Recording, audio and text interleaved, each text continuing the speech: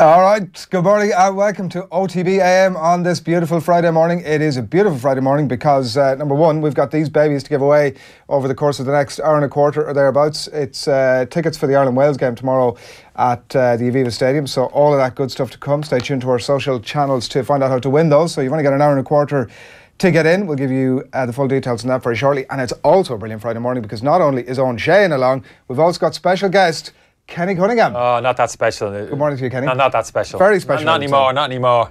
You were just telling us there how you were almost stitched up by another broadcaster who were broadcasting these territories. Let's name names. Joe Malloy. Joe Malloy, yeah. Very unprofessional. He put something to you, something... He shoved me under a bus last time. Threw the microphone up and away we go. Yeah, well, I wouldn't be the most, I wouldn't be in terms of on air, off air, I wouldn't be the most observant in a studio. He's clearly the consummate professional, allegedly. Yeah. But yeah, kept stitching me up last time. I got a bit nervous. I was getting a bit paranoid, like, in the studio. What sort of stuff was he saying? He was saying, like, well, he's engaging in conversation, as I said to you, about 2 seconds before we go on air. The red light had come on. I'd be kind of going at a full throttle and then, whoa, Ken, whoa, we're on air, come on. I'd be like, well, I'm having a conversation here, stop talking to me. Yeah. When you say going full throttle, what are you talking about? Just in terms of the conversation. Okay. You So know, not engaging with people. He was luring you in, Kenny, fired exactly, up the mics like, and was sort of using me as a punch bag, like, sensationalism. Okay. kind of, trying to ridicule me, clearly. Disrespectful, really. Yeah, I thought so. Kenny, you've not been in the office maybe about a half an hour thereabouts, but I've had about 3 or 4 people around the office earlier already telling me how much they've enjoyed our conversation about donuts that we had in the kitchen earlier. Yeah, I'm trying to stay clear of food-related conversations because it's I'm getting a bit of feedback that too much said yeah, about food. yeah. It's a sad day when all people are throwing at you as kind of small little anecdotes about your dietary requirements and your, favourite foods, etc. You held it's not the great kitchen. for your CV, is it? If I'm putting my CV forward to some of the big, like maybe American sporting corporations going forward, like I'm approaching NBC and I'm looking for is that what you're doing? Is it your referencing? Well, no, it's never going to happen. But there's always that, They're big into their hope. food. It's always that hope I'm going to be poached from across the waters. I would say if you're putting you're sending your CV over to the US in terms of getting some football coverage, being an expert in food is probably not a bad thing to put down, Kenny. I didn't take the tip of this. What can eat over there? Have you travelled? I know you're an expert in European capitals, and you do like a weekend. Owen likes he does Hamburg. Yeah. Absolutely, yeah. Probably you're a bit snobbish. Like a weekend in America wouldn't be very niche. Hipster enough, wouldn't it? Like a weekend in New York. Well, everybody's done New York. Hipster enough. But Hamburg, not too many people's done Hamburg. Exactly. A long weekend in Hamburg. Hamburg, really? That's interesting. What's your favourite donut? No, I was just saying to the girls out. So I'm more of a traditional. I'm more of a traditional. I'm not going to elongate this conversation. Yeah, sugar coated, raspberry jam filled. Yeah, back to basics. Don't overcomplicate it. That's not what you were saying outside. You were. Come on, no, that's true. Actually, yeah, we did. No, I deviated. I did. That's what I'm saying. I deviated away from that yesterday. Like coffee top and yeah. And are you on board with the whole takeover of donuts in Dublin because it's kind of borderline gentrification, isn't it, at this point? No, that's a fair point. No, exactly. I think we are borderline there. Yeah, it'd be a sad day. Hey lads, I think. Isn't it great that we've got the option to go? You don't have to go to the donut shop. So they are 10 a penny. I'll grant you that. They're like sort of pharmacies now. There's every other shop is a donut shop, but they wouldn't exist if there weren't people going into them. And you don't have to go into them. You can, happily sort of stroll on past. Yeah, but I thought you feel as if is it becoming a bit of a fashion accessory, walking with your fancy donut. Even I had the box. I was balancing the donut box heading down just the to look cool. Even you didn't even want the donuts. Yeah, I wasn't looking particularly cool. I had it because I was late. I was actually late, so I was charging along, dodging people on the pavement wide at the same time, trying to stay in control of this box of donuts. That's your street cred raised a good bit though. I don't know. People look at him and think, really charging down the pavement. Well, anybody who listens to this show, Kenny, will know that it's all about you. You're a big French fancy man and a coffee slice. Not wrong. Sweet tooth, simple as that. There's a place opposite Stephen's Green that do donuts. One called the Dub. I was telling you outside. Chocolate on top, vanilla cream on the inside. Poof. And for that alone, it's vanilla cream. Now it's worth having these. I'm not feeling that. I'm not confluence feeling of donut shops. Is there jam filled? Yeah. Vanilla filled? Nah. is there a possibility that they might drop them in for free this afternoon? If I could think of the name of the shop is really what I'm trying to get at, because then I could give them a plug and we'd definitely get free. But leave them 2 tickets. There's got to be a little. Is there a goodie bag with those tickets? Are they standalone tickets or? Why not? Not like the Oscars. Not like the Oscars. You get a little goodie bag as well. Yeah, do you know what I mean? you get like a car. It's in almost that goodie bag, expected. It's got to be at least to try a donuts with the tickets, isn't it? When you come to pick up the tickets. That I shouldn't be, but I'm surprised that you know that much detail about what goes on at the Oscars, Kenny. There is like in those Oscar goodie bags, there is like a set of car keys. And it's like you get yourself a car if you get to the Oscars. So the key is there is. I mean, like to. No, you get a car. No, you actually the goodie bags are. How many goodie bags are they giving out? To everybody in the Kodak Theatre. Ah, come on. But sure, it's not that big a place. But they're not giving out. How many? There's obviously several hundred people there. I mean, possibly 1,000. They're giving out several hundred cars. Maybe 1,000. I think I was just made that up. They're not giving. I'm not having. Honestly, that is the case. I'm definitely not having that. Yeah, a little bit. Do you even watch? I've never heard. I've never seen a fleet of 700 cars. You're jibing him about hamburgers. He's put him off the stride a bit. He's just trying to top everything. He's trying to top everything. Free cars. I'm not sure about that. He's also not well because I'm questioning that. He's been following the Winter Olympics I've never known anybody to be as excited about the Winter Olympics as Owen. Ever. Have you been watching it? It's big in Hamburg, isn't it? It's big in Winter Olympics. Well, it'd be more South Germany, wouldn't it? Hamburgers are mad for it. You can tell me. Now, I must admit, I haven't watched any of it. I haven't watched any of the Winter Olympics. You're missing out. I don't think I've ever watched. I'm 46 years of age. I don't think I've ever sat down in front of the telly. Wow. And taken in a bit of the Winter Olympics. Right. Yeah.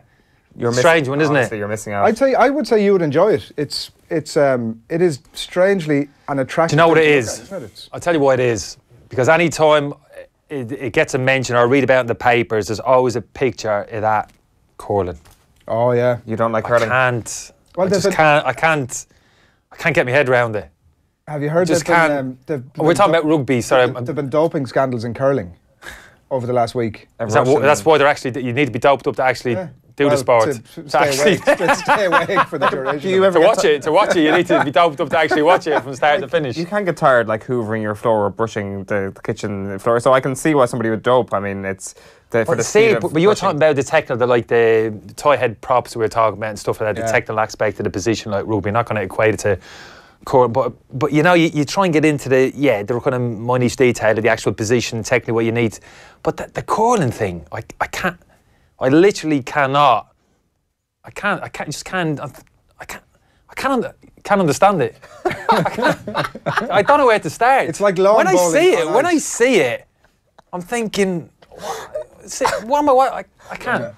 Bowls. I just keep thinking. It's like lawn bowling. Remember the 80s? Remember the 80s? That's exactly what it is. Growing up in Dublin, I used to watch. Funny enough, indoor bowling. Do you remember? It must have been on the BBC or. Right. Remember David Bryant, the fellow with the pipe, who used to bowl on BBC television. BBC used to cover it clearly because that's all we used to watch back then. The Big Lebowski that you were looking at. A fellow with a pipe used to play with a pipe in his hand. Famous bowler. But now I could sit down. 10-pin.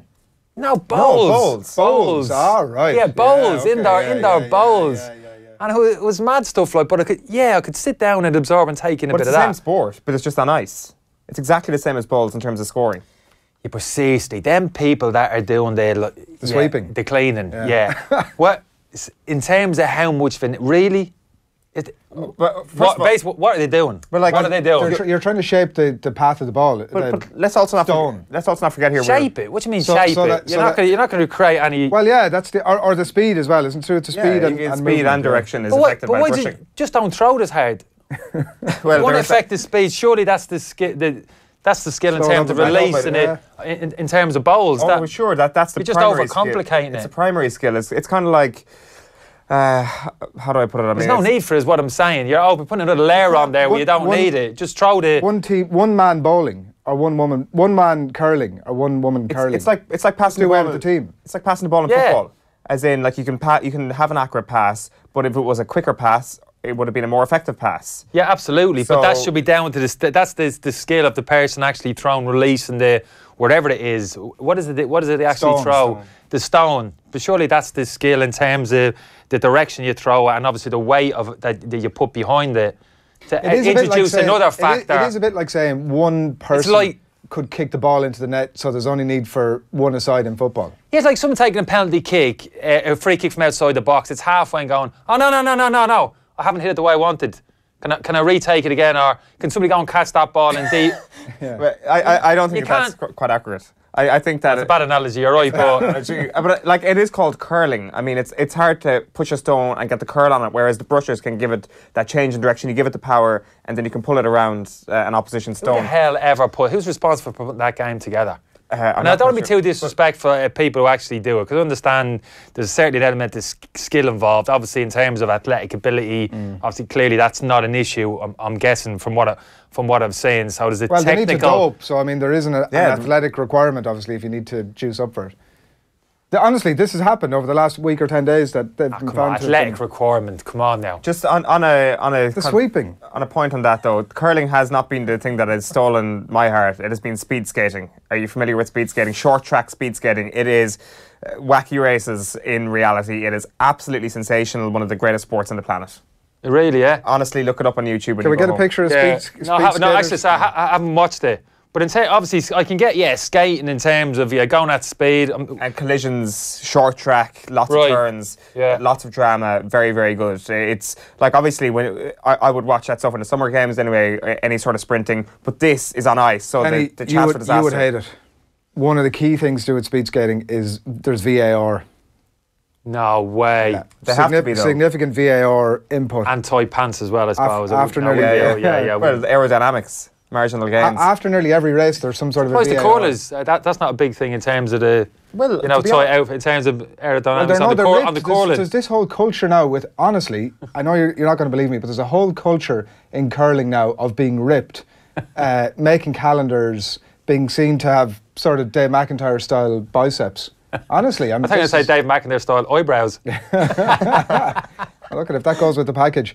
But a few, needless to say, contacts in, text, tweets, posts, all that sort of good stuff.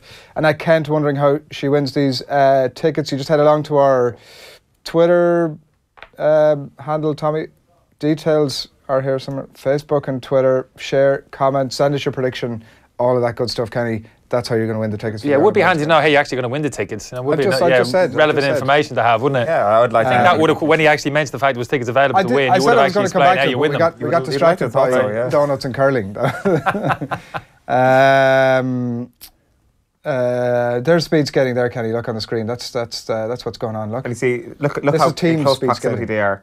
That was a relay that they just showed a moment ago. There is how big is the track going? How big is the actual? About the same 200 metres, I think. 200 metre oval shape, oval, yeah. Like an athletics track. Maybe not even 200, maybe 100, because it doesn't even seem like a quarter of an athletics track. But it's they have long track speed skating as well, which isn't as good. Straight lines, stuff a bit more. They don't collide. Kenny, look, this is the sort of action you're letting yourself in for. Look. So there's stretching his hamstrings. That's after a crash. That's a crash at about 100. But I would have thought at this, if it's like a oval track, I would imagine if you get out quick and in front and get that inside, it can be very difficult to get on the outside in terms. You know what I mean? It's not like Formula 1 though. There does tend to be a lot of swapping and changing over the course of a race. But it's a hugely difficult thing to overtake. That's probably the biggest skill, is making that move right at the corner, so the opposition can't do anything about it. Legally as well. That's why they have VAR, and it's called upon in every second race. Is that a lot of people? There's a collision. Any type of physical contact. They have to check who was at fault here, because any bit of physical contact, you're down, you're out. It's game over for you. Although there is certain amounts yellow cards. Exactly. Really? Yeah, yellow cards, exactly. Elise Christie, who was the Scottish representative for Great Britain, who was a superstar for them, fell in, I think, all of her races this year. And the BBC... quite high profile, yeah. Exactly. The BBC were like, oh, poor Elise and stuff. She's so unlucky. And it's got to the point now in the discourse where people are starting to think, wait a minute, maybe she's just not very good. Maybe she was going for this too hard, and so there is actual critical thinking around speed skating. Oh yeah, just it's not technical analysis anymore, in terms of Scotland got to seem to have a few. Do they do the curling? Are they quite successful at curling? It certainly used to be when I was a kid. I remember there were. Are they still? I've heard a couple of Scottish names made in relation to the curling. They participate in that. GB, Kenny, as you know yourself. It's how are we gone? Have we got a few out there? We've had a few interviews with a couple of the guys, but they haven't been. I don't think we've had any indoor competitor, which the curlers and the speed skaters would be. We've had a couple of half pipers. literally half a pipe, and one of them was a snowboarder, one of them was a skier. We've had somebody on, I think, the mogul as well, which is bad for your knees by all accounts. And just outdoor on the and I slopes. wouldn't, like I said, I haven't watched. Like I said, I wouldn't be too disrespectful in terms of, you know what I mean, all of the events. Because clearly you've mentioned a few. Even the skiing, I saw people skiing last year for the first time, just obviously close up, and it's pretty impressive. Like in terms of how people, I can't ski, come down the slopes. Can I just ask you on that point? You saw people last year up close skiing.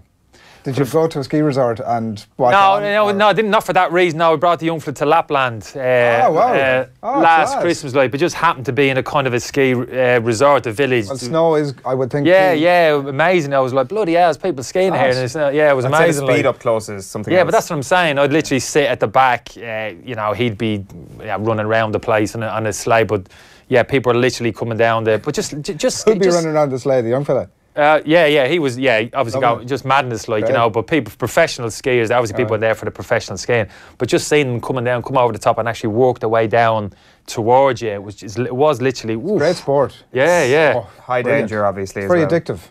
Yeah, I can imagine. Yeah. I always thought, well, I could never do it when we play that dangerous sports thing. You wouldn't have been insured.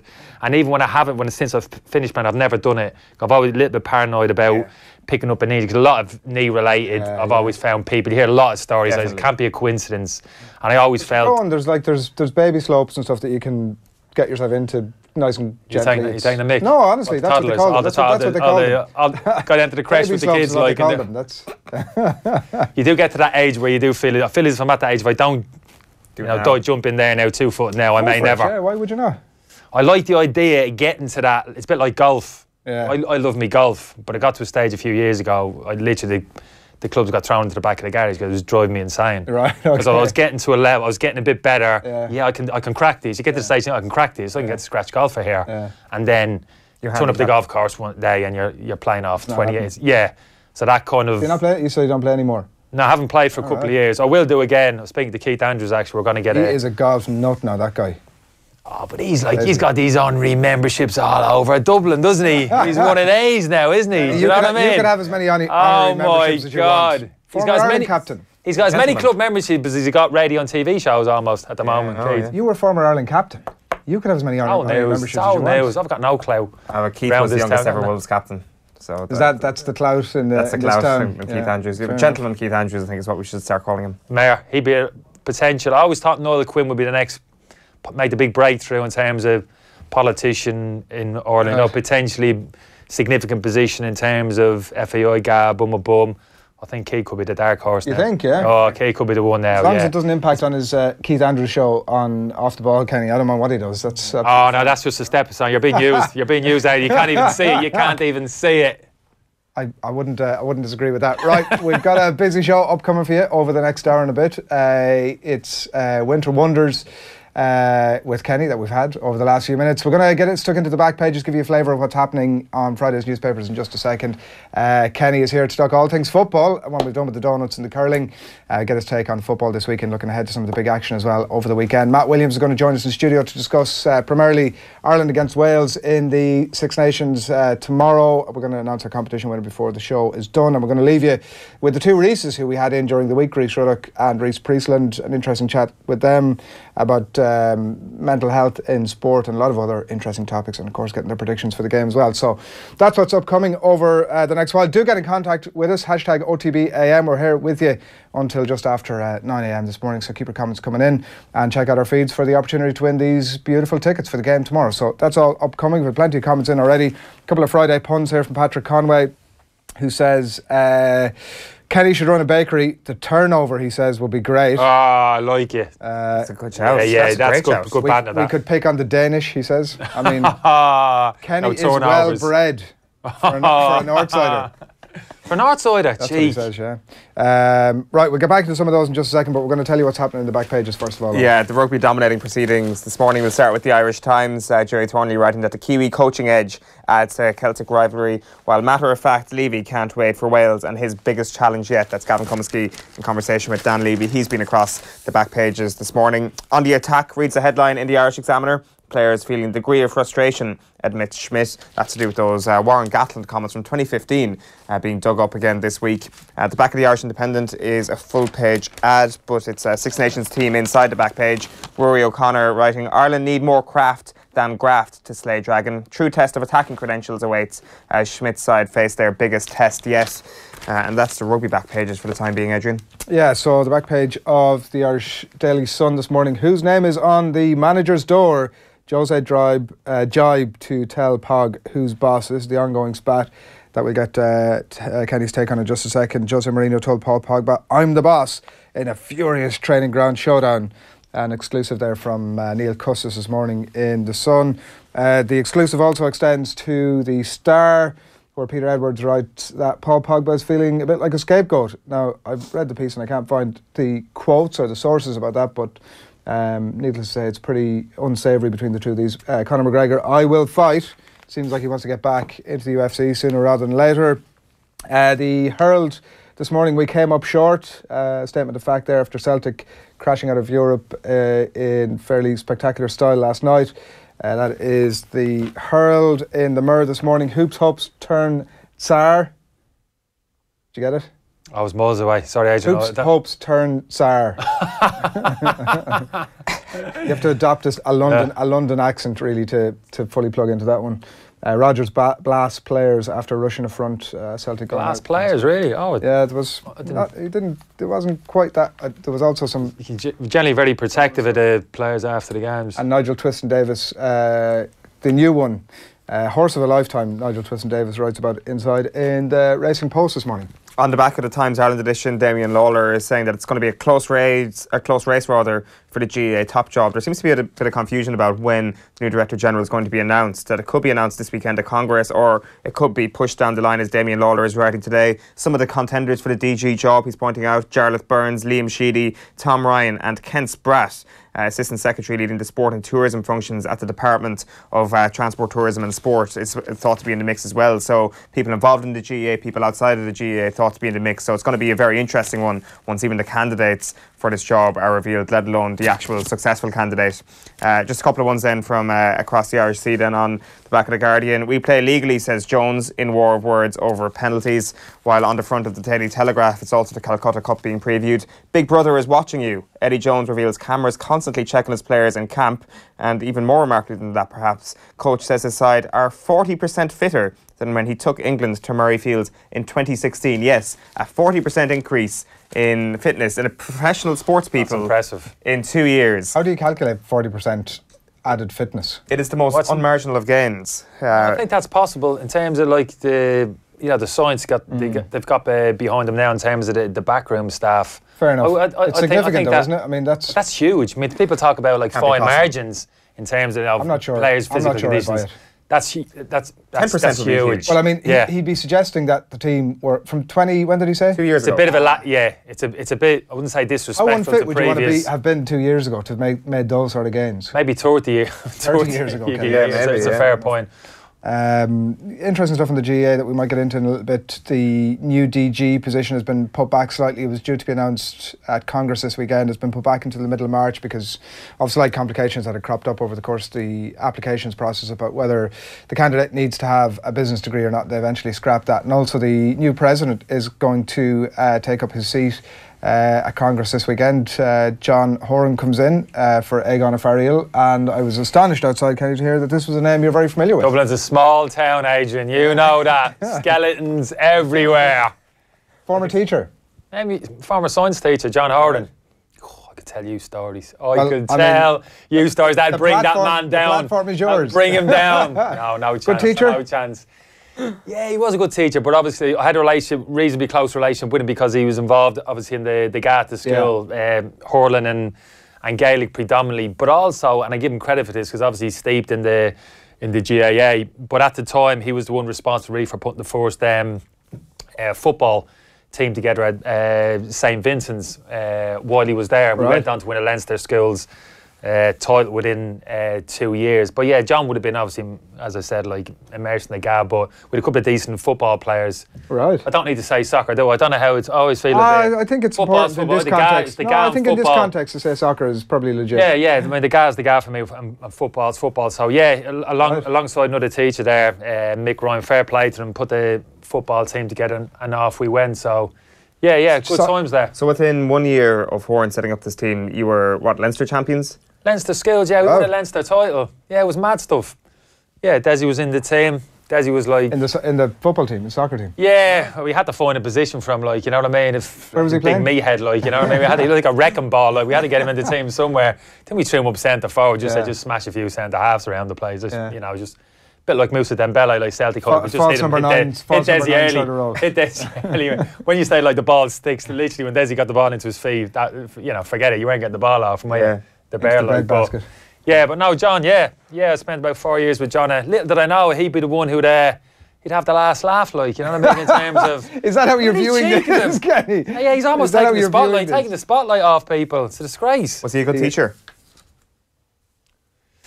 Yeah. Delay there, Kenny. Good teacher. No, but good teachers depends what. In terms of, for me, it's all about the human dynamic with teachers. So he's on a good sense of humour and that type of thing. Like, you know, was he a good teacher? I might have always said, I'm going to be very careful. I'm going to be very careful here where I tread. Potentially, I might have probably best he speaks about that. I might have overstepped the line a couple of times. He might have had to take a little bit. A few disciplinary issues with me over the years. Nah, I'm talking. I'd say I'm not talking mad stuff. You'd have been a messer, though, I'd say. I wouldn't go as far as saying messing. I enjoyed myself at times in the classroom. I might have stepped over the line, in some people's opinion.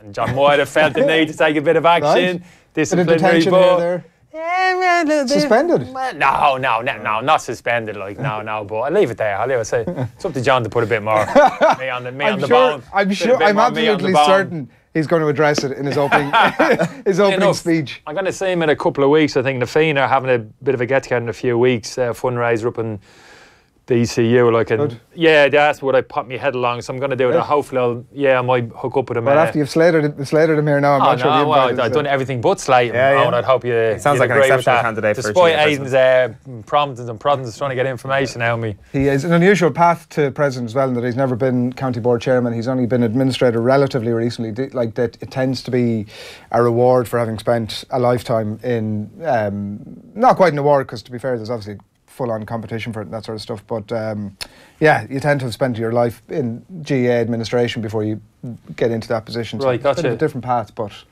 interesting to see what he brings to it. More of that and on. We're going to talk football with Kenny very shortly, but first of all, Andy Lee, who announced his retirement on the show during the week. He's been down to Wexford to hear the incredible story of Niall Boom Boom Kennedy. This is really worth a watch. The full 10 minutes of it up on our YouTube channel. He's 64th ranked heavyweight in the world, also a full-time guard.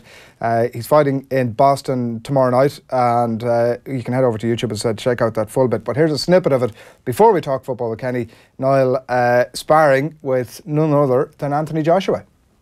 Brilliant. A great parameter as well. It's very good to be able to see where you are. Yeah. And I wouldn't say I lack confidence, but I believed I was at the bottom of the mountain and he's the top of the mountain. And I thought there was a massive distance, but the sparring showed me that the distance isn't as far as I thought, you know, and that it's achievable, which I suppose for my own confidence is a good thing as well, you know. And sparred him for, I've done 12 rounds with him. His last 12 rounds before his last fight as well. So. This is Anthony Joshua signed it for his baby girl in the back of it. What does it say? To the main man, MJ, grow strong, be smart, all the best, Anthony Joshua. That's a pretty cool thing to have. An interesting story as well of a guy that came very close, Kenny, to giving up the game. He, at one stage, one of his coach, I think it was also his best friend, sat him down and said, listen, if you're not going to put it in, you might as well just pack it in. And he decided he was going to give it a go. Fascinating story about the guy. He went over to the US, Massachusetts as well, I think, actually. East Coast. A couple of months ago to at the same time as his child was being born, and the child was born prematurely. He had all this going on in the background while he's over in the States trying to it's a make or break fight for him that he wasn't expected to win at all. There's some footage of it in that YouTube piece that I recommend you go and check out because it's a good watch, but just an interesting story. Yeah, it He's sounds in an his mid-30s interesting as well. story. Like he's not a spring chicken. Like so he's a guard. You mentioned Yeah. the fact, So he had to put that aside, and Put everything obviously, on hold. well, you have to like that. I mean, you can't do anything but in that game. Yeah. Like totally commit yourself.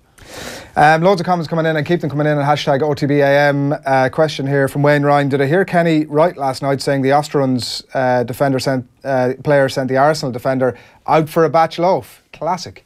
I heard it, Kenny. It did happen. I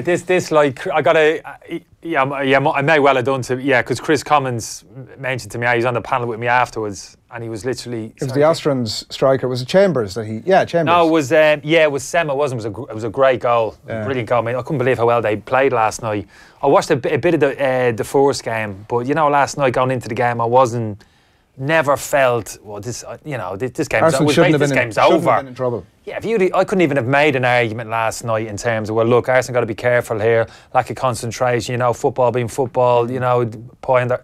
I just couldn't have done, so even that first half, when they got the first goal, even then I was like, that's interesting, fair play, they've got to go and pleased for them. But very quickly, that second goal went in, I thought, hold on. But yeah, this team can actually play. Got some good players, individual players, particularly high up the pitch. That Sema, who got that goal in particular you were talking about, brilliant goal, back to goal. It was almost like that rifle, that reminded me of Rivaldo when he put his left foot through it. Remember Rivaldo, Barcelona, just the power he had in that kind of left foot. It was an amazing game because the 2-0, it was almost like shock and awe a little What's bit. Chambers? I have to say, knowing that you were coming in this morning and watching the game last night, I was looking at it going, Kenny must be jumping out of his skin in studio at Callum Chambers. I was having this conversation. Gary Breen was alongside me, so we're just having a discussion about it. It's always interesting from a technical point of view, from a defender's point of view. I mean, Chris might as well have been out making the teas like Chris Commons. We're just like not interested in what he has. Yeah, right, Chris, good one. That's just the way it is, isn't it? A little bit of snobbery comes in, isn't it? Yeah, likewise, we start talking about number 9s and stuff like that. Well, I actually don't agree with, to be honest. I'm only kidding around, obviously, but it's a typical goalkeeper one, isn't it? Yeah. You have a goalkeeper in the studio, goalkeeper makes a mistake. Well, you might as well be like wallpaper, sat next to a goalkeeper. You're not even asked for your opinion. It gives him the right hump. I always try and launch myself into the conversation, to be honest with you, because I always feel as if, well, hold on, Shay's generally sat alongside me in the studio. Now, Shay won't be back, so I give an opinion about centre halves, full backs, or centre forwards. But lo and behold, if you try and offer an opinion about a goalkeeper, his position or anything from a technical point of view, it's like. But you were saying the same about Chris Commons, don't be coming onto my turf, buddy. Yeah, but the point, exactly. No, obviously we didn't mug him off, but just it was interesting because Breeny was saying in terms of he would have made more physical contact. He would have literally thrown an arm around and actually prevented him from going one way. He stood off him. So you almost dictate in terms of where he has to go. He wasn't tight, but I'd make the opposite. I was a little bit different. I'd make the opposite argument that I'd like to be a step further away, where I could actually see the man and the ball. Because if you get too close to a player from behind, you actually can't see the ball. So when he drops his shoulder to his left, you just automatically react to it, thinking, well, I can't see the ball. Well, I presume he's taking the ball that direction, where clever players will check it back to the side, which he did, and do you. Whereas if you're a step away, you can see the man and ball. That little body swerve doesn't throw you so much, because generally you think, well, the ball hasn't shifted. Hold on, you got a better angle. You're looking at both. But Breeny was a little bit opposite. He'd I'd like to physically manhandle him and actually wrestle him one side. So I literally know I'm dictating where he's going, so I can react to the run. So everybody's a little bit different, but it was brilliant individual skill. Amazing game. It was 2-0. You're thinking, oh my goodness. What's happening? It seems strange, though, that Callum Chambers and Rob Holding have come into the Arsenal setup as promising young fellas, and they haven't made that step on, despite the fact that you have somebody like Steve Bold involved in the camp, who, granted, you can criticise Steve Bold because he doesn't have enough influence on the overall shape of the defence, but on an individual basis, you'd expect him to improve that sort of stuff. You would hope so. You would hope that kind of coaching's going on. I'd be amazed if it isn't. I'd be very disappointed if Arsenal Wenger. I know there's a line of think with Wenger that he doesn't like that type of coaching. You're talking about Bowl coming onto the training, he's taking the session, right, we're doing a defensive. Clearly, Wenger's like, no, I don't want that. No, we're going to get plenty of touches. I don't want that kind of negative thinking. We're going to dominate possession of the ball. This is how we play. So I can understand that to a point, although I don't agree with it, because it's been their big Achilles heel over the years, Arsenal, in terms of the defensive organisation, out possession of the football. But you're right, on an individual basis, I'd be absolutely devastated as a player if Wenger was preventing a coach as experienced and as qualified as Steve Bold from having those kind of conversations with players and in the video analysis room, wherever it was, even on the training pitch on a one-to-one basis, giving them that information and actually educating them. That's his job as a coach, even at that level. Educate and develop even your younger players. And you're right, that's why those players have come to the football clubs, because they're talented young players with potential. And you're probably right, they probably haven't stepped on and fulfilled that potential as yet. And you'd have to say at the moment they're just not good enough to get into that Arsenal team, which is actually crying out for strength in that area in the pitch. But they just haven't come on. Yeah, well, Chambers was supposed to be obviously part of that solution. They play City obviously in the Carabao League Cup final at the weekend, and they've such a poor record against top 6 teams, Arsenal, this season. 6 points from 24 against the top 6, something like that. It's pretty dismal. They do, like, on the other hand, they do have the capacity at times to up themselves against better teams. Done it to Chelsea, didn't they? Last year in one of the finals. You wouldn't rule them out. They're a dangerous side, always have been, Arsenal, on any given day. They are capable because of the quality which they have, particularly in forward areas of the pitch. I mean, the cup final last year, Mertesacker came in at centre-half. He had an absolute worldie, but that was clearly one night only. I mean, he's on his last legs, but he somehow, with his experience and his know-how, we found that kind of bit of a superhuman performance in the centre of defence, like, you know what I mean? But so, yeah, certainly are capable of winning this game. I think the likes of whether Ramsey can get Ramsey back in the team, get him fit. He's a little bit of a talisman for them, I think, Ramsey, on occasions like this. But I'd certainly make Manchester City favourites. And off the back of the Wigan defeat, you just feel as if, in terms of that real focus, extra determination from Manchester City going into the game. Not that they need it, but you just feel as if that really focused them even more so. So I would expect Manchester City to win it. Yeah, and it's very interesting when you look at some of the build-up around this game, people comparing this Pep Guardiola side to Wenger's first great team, not the George Graham era that he took over, but his first team that was Wenger's team. And they talk about, I think it was Jason Burt writing about this, or sorry, Richard Jolly actually on ESPN, talking about the number 10 role and that Bergkamp was the 10, whereas this Pep team have 2 free 8s. So you've got De Bruyne and you've got Silva. And that strikes me as something that Arsenal are just patently not equipped to deal with, because they get overrun in midfield so often. And you've got 2 guys who are so bloody good on the ball, and they're overrunning you in midfield. You're screwed. Yeah, absolutely. And that's why you feel as if Arsenal just have... Well, they can't go with an orthodox midfield too against Manchester City. You just can't see it. The point you make with Fernandino sitting as that number 6 and the 2 advanced number 8s, that little overload in that area of the pitch. I mean, even if you had a strong defensive pairing in that area of the pitch, you'd be up against it.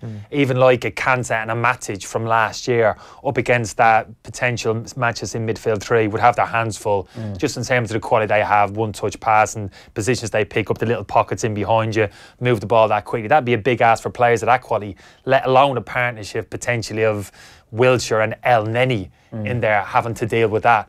You know, so they're just, like you say, they're just not equipped to do it. It's difficult to make a strong argument how they can deal with that type of quality that Manchester City have in that area of the pitch. I just can't. And the goals, and where the goal's going to come. Like, City are obviously a goal machine, and like from an Arsenal point of view, it seems as if they're all, like, I think Lacazette is injured.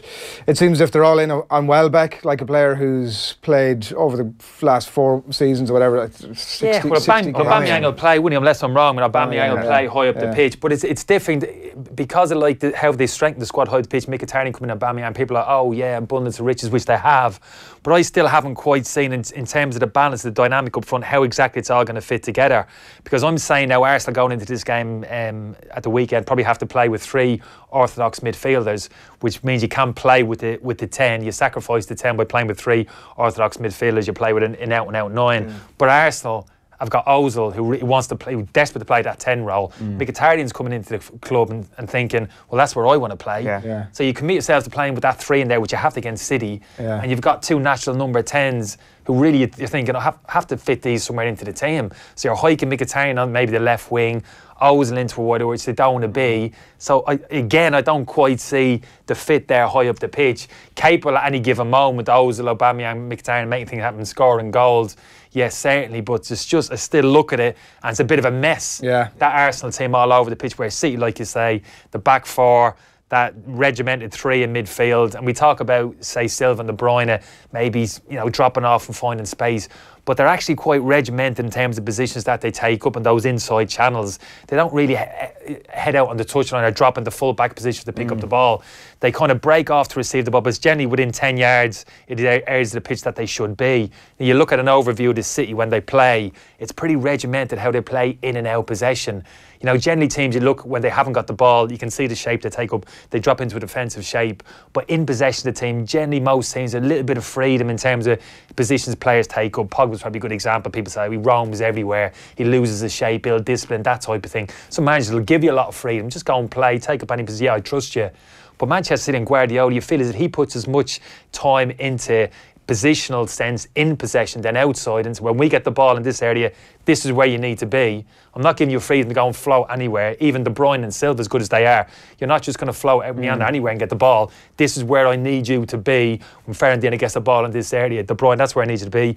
Wide men, hold your position. 10, 9, Aguero, stretch the two centre-halves high up the pitch. Create these pockets of space where I know De Bruyne and Silva's going to be. So you almost feel as if when De Bruyne gets, Fernandinho gets the ball and opens up, he knows, without having to get his head up, where's De Bruyne, I can find them. He knows the area of the pitch where it's going to be. It's as good as that. It's as locked down as that. And that's the impressive thing for me, Guardiola. Not in terms of organisation, out possession, in possession. How much work he puts in possession, where he expects players to be. And that's good development, good education from players. I think that's where he improves players. A lot of players talk about they're better players under Guardiola. He's improved them. And I don't think they're talking about, oh, he's made me a better player from a technical point of view. I'm 2 foot now, he works me left foot, on my right foot. I think it's in terms of game appreciation, game intelligence. I think that's where you develop as a player under Guardiola. And Mkhitaryan out this weekend as well in Cup tide. It's difficult to make a case. It seems like it's going to be a City win. That's the League Cup final. The other game in the context of everything that's gone on this week we want to get your thoughts on is obviously United and Chelsea in the Premier League on Sunday. And like the Pogba stuff, we've been going through it a bit earlier, is on the back pages again this morning. This sort of spat between Jose and Pogba ongoing. The Sun here, whose name is on the manager's door. Jose's job to tell Pog who's boss.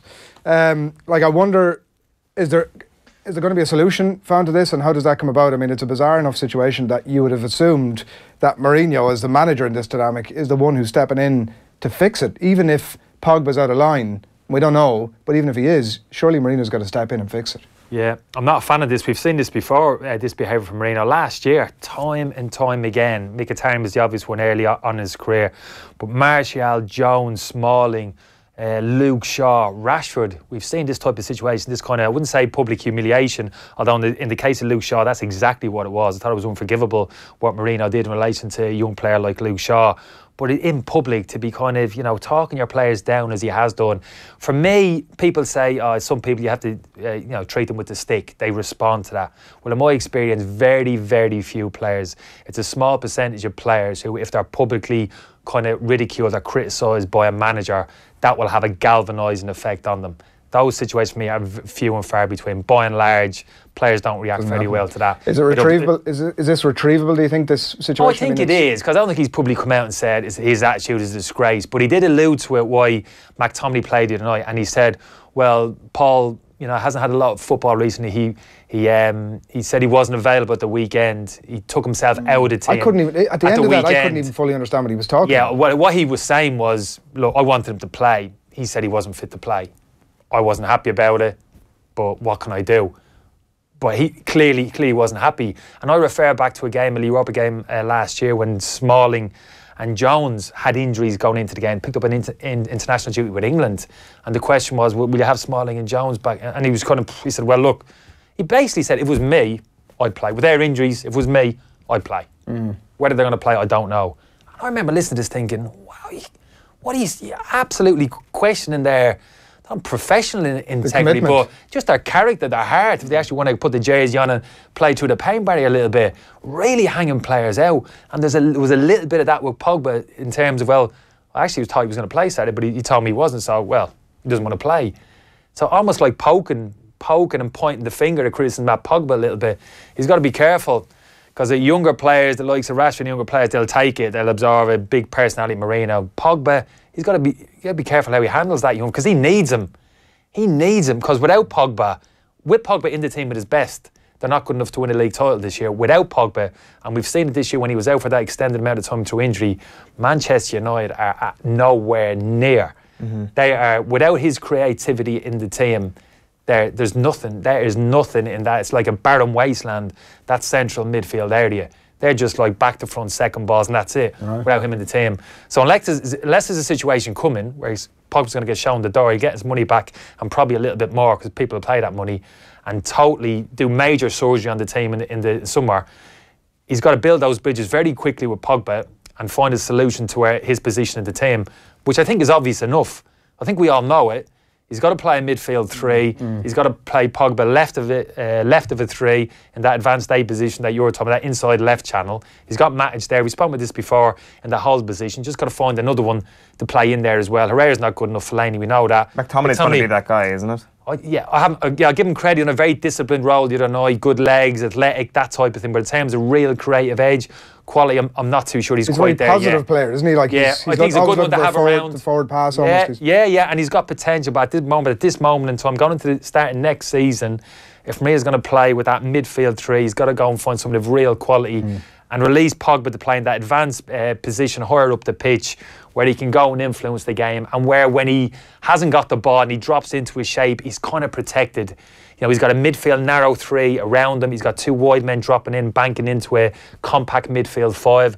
And that's how you protect someone like a Pogba, an orthodox central midfielder who's loose defensively, who switches off, you can't trust.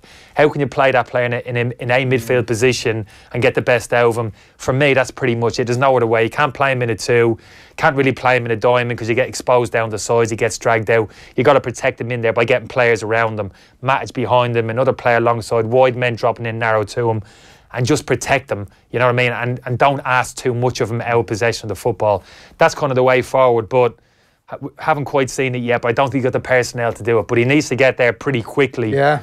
Because I think he's got to be careful how he handles Pogba, because I'm not the ego that's involved there, the kind of machine, the PR machine that's behind Pogba.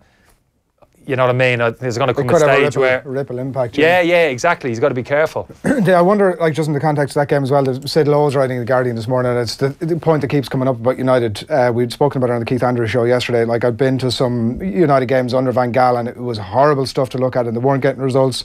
And for a while under Mourinho, it wasn't great, but they were getting results, and maybe that's slowed up a small bit now. And maybe the answer to this question is they just need to win games. But does Mourinho have to entertain? Like, is that part of his role at a club like Manchester United? Yeah, but then this go round in circle. What are you entertained by watching a game of football? What entertains you, what entertains me might be clearly... Well, horribly defensive football like they've been playing, like they played during the week, is just baseline. The defensive football and good defending, you know what I mean? It's quite vague there. I like to see teams with good defensive shape, good defensive discipline that defend well. Well, Chelsea's a perfect example, isn't it? Chelsea did it well, and it was actually good to watch, whereas Manchester United, it was needless. Sevilla aren't a good team. No, they aren't particularly. Generally, I thought Manchester United defended quite well, but when they won the ball back, in terms of offering an attacking threat, it's that happy balance, isn't it? You always got to find that between defensively very solid, conceding very few goals and opportunities, but also having the ability, whether it's through dominating possession of the football or being more of a counter-attacking team, to actually be effective in the other half of the pitch. And United the other night looked as if they'd set up not to dominate the ball, because they hadn't really got a ball player in centre midfield. That's fair enough. So you're not going to dominate possession, but how are you going to get up to the end of the pitch? And the chat before the game was, well, they're going to counter-attack. They're going to hit Sevilla in the counter-attack. Well, that's fair enough. Lukaku high up the pitch can see that. Sanchez can break out at times, got the legs to get up there and around them. But then Juan Mata's playing on the right wing. You're not going to counter-attack too effectively with probably the slowest player in the Manchester United. So that surprised me that Martial and a Rashford didn't play. So I have no problem with that. Ferguson went away from home in Europe a lot of times, soaked up pressure, sat behind it, went for those three kind of diggers. I wouldn't say cloggers, again, a little bit disrespectful, but you know what I'm talking about. Yeah. The diggers in that central midfield, soak it up, and then Rooney, off you go. Ronaldo, pace on the break, absolutely open teams up. So I've absolutely nothing wrong with that. That's perfectly fine to me. I actually enjoy that. I actually enjoy that type of football, like quick counter-attacking football, penetrative football. Within seconds you get from one penalty box to the other. I have absolutely nothing wrong with it if you're playing to your strengths. So that suits the strengths of the players that you have at your disposal. So that's why it's interesting when I say the personnel. Pogba, if he's got to be the answer in there. If you're talking about more of a creative element to Manchester United's play, more of a possession-based team, you know, if that's the type of football that you want, then you've got to build a team around the kind of Pogba. If not, get him out, get more of a digger in, and become that kind of successful counter-attacking team. Maybe more like an Atletico Madrid or a Simeone predominantly over the past maybe 4 or 5 years. You know, I've enjoyed watching that type of football. But I suppose it's your perception, what the type of football you enjoy, and like you're indicating there, Adrian, what Manchester United supporters expect from the team, the type of football, the brand of football, entertaining football, whatever that is. That means different things to different people. I know you got to get out of here, so I just want to get your thoughts of what way you think that game's going to go at the weekend. I mean, it's whether it's going to be United or Chelsea. What are you thinking? Yeah, I mean, Chelsea have their own little stuff going on in the background, obviously, as well with Conte. And yeah, exactly. But when it's not big games, when it matters, they really step up. Chelsea, like they did against Barcelona, from a tactical point of view, I thought it was spot on. I would have disagreed in terms of a couple of the personnel choices. Person would have played Murat himself high up the pitch and played Hazard a little. He doesn't like to play up there either, Hazard. He said it. Exactly. So that might change for the second leg. But in terms of like how he set the teams up to play, like, you know, you're talking about looking at a game and very quickly seeing the picture in terms of how a team's set up. You saw that clearly with Chelsea even, and they were very effective doing it. I'd lean towards Chelsea, if I'm being honest with you. I expect more from Manchester United. I really do, but I'd lean towards Chelsea if they can get their strongest team on the pitch. Yeah. I think a different Chelsea than we saw during the week, though, wasn't it? In terms of their attitude to the game. I think so. Maybe, yeah, but I think Manchester United might allow them to do that, depending on who plays for Manchester United. Pogba doesn't play. I can't believe that he's not going to play. I think he will play, so more possession of the ball for Manchester United. But then Chelsea, not that possession-based team, not overly worried about dominating possession in the football chase, Chelsea, because of how they can hit teams on that counter. They did it against United in the previous fixture, though, didn't they? Fabregas was sensational that night. Remember Sunday afternoon, they completely overran United in midfield. Fabregas ran the show. Although, that being said, the winning goal, if I recall, was just a freak Azpilicueta cross, and Morata just found himself free in the box, and it wasn't exactly indicative of a great build-up play from the midfield. But I do recall Fabregas just running the show in that midfield, so they have the potential to do that. They have, and they can flip it up. They can get that creative in there with Fabregas, but then defensively, I think they lose out a little bit. There's more of an argument for Drinkwater in there, but they got options in there. Chelsea, they can kind of mix it up. Where Manchester United in that central midfield area for me are lacking. That's where they're really lacking. Chelsea, Bakayoko, I know he's not in great form. Fabregas, they can mix it up. Willian, Pedro, they can change from. They've got really good options in there for me, which kind of gives them the edge over Manchester. But I certainly wouldn't rule Manchester United, and Pogba in particular for me is capable. Mourinho throws him in. He has that type of performance that lifts and galvanises the whole team. Then of course Mourinho's taking credit for it, I presume, after the game because of his, because of his man managing the stars, how he's got the best out of him, the kind of poking the bear, that type of thing. But I'd be worried if I was a Manchester United supporter in terms of the dynamic between Mourinho and Pogba, potentially where that's going, because he needs him. Kenny, you've been very good with your time. It's time spent in your company is always time well spent. Thanks a million for coming. Cheers, lads. Yeah, it goes too quick as always. Too quick. There's a million other things we'd like to talk about. We'll do it again. Thanks a lot for coming in. Pleasure. Kenny Cunningham on all today's football. Keep your comments coming into us, and plenty on Kenny as well. We'll bring those to you in a little bit. We're going to talk rugby next. Matty Williams is in the house. He's standing by, so we're going to get to all of that in just a second. But first of all, here's a short clip of Joe Schmidt talking about the 5 changes that he's had to make to his team. They're world-class players. You don't suddenly replace world-class players, but we're a lot more focused on who we do have. And who we do have is Andrew Porter, who's a really promising young player that we're excited about. James Ryan, likewise. Chris Farrell, I've been talking to Chris Farrell for 3 or 4 years, and he's been a project, a long-term project, and I thought he did really well against Argentina, and only a second test. So, yeah, we're short on experience, and we're up against a team that are welcoming back 3 Lions while we see 3 disappear. So, yes, that's not ideal, but at the same time, if you want to learn, what better environment than in what will be a really white-hot atmosphere in the Aviva on Saturday. What can you change? It's a game of rugby. Sometimes we kick, sometimes we run wide, sometimes we go through the middle. I think if anyone tried to analyse what we do, there is a lot of variety in what we do. And I think that the times that we've not quite managed to get the result against Wales, we've probably had as much of the game as they have, and we haven't quite been able to put the game away. But for me, it's another game of rugby where we get the opportunity to try to get as many of those fine margins to fall in our favour. And I just know that the players will work as hard as they can to make sure they do. Do we play slightly differently from 2 years ago? I think anyone who does analysis will say, yes, we do. There are some changes in what we do, and I'm obviously not going to explain them. Yeah, Joe Schmidt in a little bit spiky form this week. There's been a few grenades thrown over back across the hedge between Ireland and Wales ahead of the Big NatWest Six Nations game at the Aviva Stadium tomorrow. We'll be bringing you live coverage of the match tomorrow across Off the Ball, and we'll also have the Aviva fan studio live from the stadium tomorrow from about 1:45 or thereabouts. But I am delighted to say at 20 to 9 on this Friday morning that we're joined in studio by TV3 pundit and rugby expert Matt Williams. A very good morning to you, Matt. Great to be here, mate. Thanks a million for coming in. Pleasure. It's been a while since I've seen you, so delighted to have you in. Interesting stuff with Joe Schmidt there, and he's, like Gatland has drawn him out a little bit this week in terms of talking about Ireland's, as Gatland would have it, sort of incapacity to play too much rugby. Schmidt adamant that maybe our game has changed a little bit over the last little while. There's been, as there always is when Gatland comes to town, a nice little bit of bubbling under of spikiness ahead of this game tomorrow. Yeah, Gatty has never forgiven the IRFU for sacking him. What's that? Almost 20 years ago now. You know, so I actually did about I think I did 5 tests. I can't quite remember as defensive coach. I was still coaching Leinster, but I helped with the national side leading up, and it was a couple of games later he was sacked. But Gatty's like players and coaches are similar. With experience, you improve, you get better. Unfortunately, you tend to get sacked and kicked out just when you're starting to understand the business. And Gatty's a competent guy. He just plays the game magnificently. So he's deflected all the pressure off Wales and put it back on Ireland. Yet Ireland are 2-0 up, first in the comp.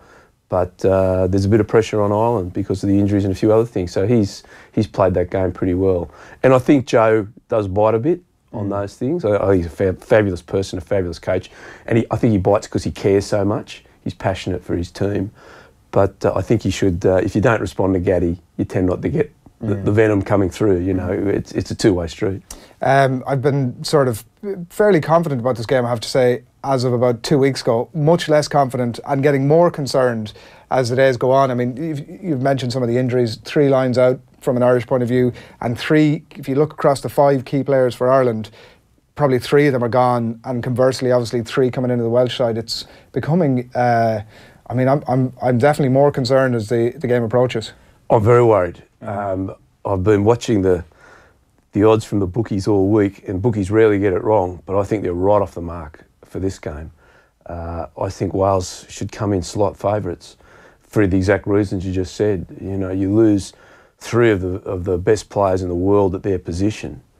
You know, Henderson, Henshaw, and then you lose Furlong, who's possibly the best in his position.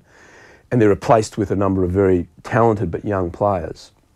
Ireland have, I think it's 7 players under 10 caps.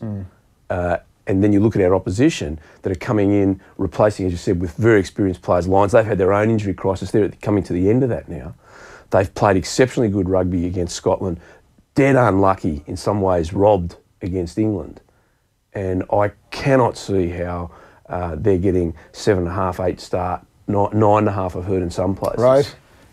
Against Ireland. I mean, I just don't see that. If Ireland come out of this with 1 point, I'm pretty happy. Are we a bit, just on that point about the caps, so there's 3 forwards with 6 caps or under, 3 backs with 6 caps or under, and like post the previous World Cup, the big point was we need to get strength and depth here, and we need to build up our squad. Like, we're 18 months out for the World Cup. Are we a bit behind the curve in terms of that plan of having 2 established players for every position?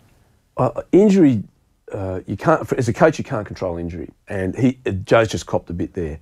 I do always feel we're a bit behind because we're always under pressure to win games. And if you think, a lot of the Southern Hemisphere teams use the November internationals to blood players. Australia has done it for many years, and Australia's very similar to Ireland, so I'm sort of very fortunate because our resources are so thin in Australia, very similar to Ireland. It's not a deep pool compared to England and New Zealand and South Africa. But I feel here in Ireland there's pressure to win those November series, and everyone celebrates. And Joe did blood a number of guys, but even those big games against South Africa, that's your chance to put 2 or 3 in. And Michael Cheika does it well. Now, he's copped some beatings. And, you know, they got beaten against Scotland. There was a player sent off. They got beaten by Scotland 50 points. But he's got a much deeper pool at the moment than I think Ireland do as far as experience goes. The talent in Australia is dropping off and will continue to drop off in a number of years, which is a separate issue because we've got so many problems at grassroots level. But here in Ireland, the Six Nations, you've got to win that, and winning it does build for the World Cup. So you're on this 2 streak. You win a Six Nations, that does help momentum for a World Cup. I do think those summer tours and the November internationals, they're the time where you blood them. So, for example, if it was me going to Australia 18 months out from a World Cup, I'd leave Sexton and Murray at home and say, you had a Lions tour last year, have a good long break, take 6 weeks holiday, have a really good off-season, get nice and strong and fit and healthy, and you blood 4 new sets of halves down in Australia in a 3-test series.